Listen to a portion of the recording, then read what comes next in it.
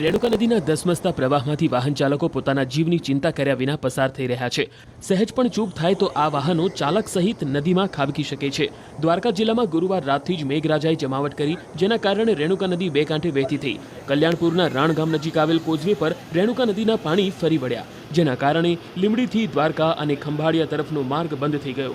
હવે આસપાસના લોકોને જો દ્વારકા કે ખંભાળિયા જવું હોય તો અન્ય વૈકલ્પિક માર્ગનો ઉપયોગ કરવો પડી રહ્યો છે। જો કે તેમ છતાંય કેટલાય વાહન ચાલકો અને રાહદારીઓ પોતાના પ્રાણની પરવા કર્યા વિના ધસમસતા પાણીમાંથી પસાર થતા જોવા મળ્યા।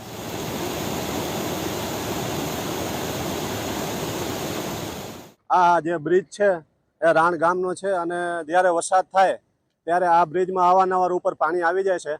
10-12 ઇંચ આ વખતે વરસાદ થયેલો છે અને આ બ્રિજ ઉપર 4 થી 5-7 ગામડા ઉપર આવેલા છે અને બધાનું લોકોનું અવર જવર અહીંયા છે। વરસાદ થાય એટલે આ બ્રિજ બ્લોક થઈ જાય। વરસાદને કારણે પાણી ઉપર ઓવરફ્લો થાય એટલે 7 થી 8 ગામડાની અવર જવર બંધ થઈ જાય। એ સિવાય આસપાસના ગામડાના જે ખેડૂતો છે એની પણ અવર જવર બંધ થઈ જાય એટલે 2 થી 3 દિવસ સુધી આ બ્રિજ અવર જવર થતી નથી।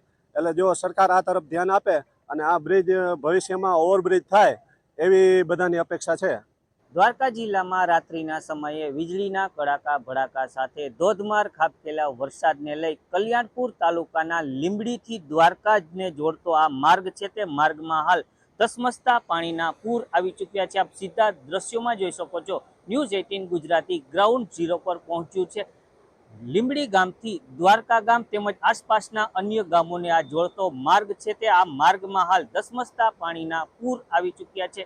અંદાજિત 2 ફૂટથી વધુ આ પુલ ઉપરથી પાણી વહી રહ્યું છે। દ્વારકા જિલ્લાના કલ્યાણપુર તાલુકામાં ભારે વરસાદના કારણે અનેક નદી નાળાઓ છલકાઈ ચૂક્યા છે, ત્યારે કલ્યાણપુરથી દ્વારકાને જતો આ માર્ગ છે તે હાલ પાણીમાં ગરકાવ છે। કોઝવે પર 2 ફૂટ જેટલા પાણી વહી રહ્યા છે। બીજી તરફ આપ દ્રશ્યમાં જોઈ શકો છો, કેટલાક લોકો છે તે લોકો પણ અટવાયા છે। રાણ ગામેથી દ્વારકા જવું હોય, કલ્યાણપુર જવું હોય, ખંભાળિયા જવું હોય, આ તમામ લોકો છે તે અત્યારે અટવાઈ ચૂક્યા છે। લોકોને હાલ પારાવાર મુશ્કેલીનો સામનો કરવો પડી રહ્યો છે। રસ્તામાં કોઝવેમાં પાણી આવી જતા જે જનજીવન છે તે પણ અસ્તવ્યસ્ત બન્યું છે। હાલ દ્વારકા જિલ્લાના તમામ જે ગ્રામ્ય વિસ્તારના નાના નાના રસ્તાઓ છે તે જળમગ્ન બન્યા છે। મુકુંદ મોકરિયા, ન્યૂઝ 18 ગુજરાતી, દેવભૂમિ દ્વારકા।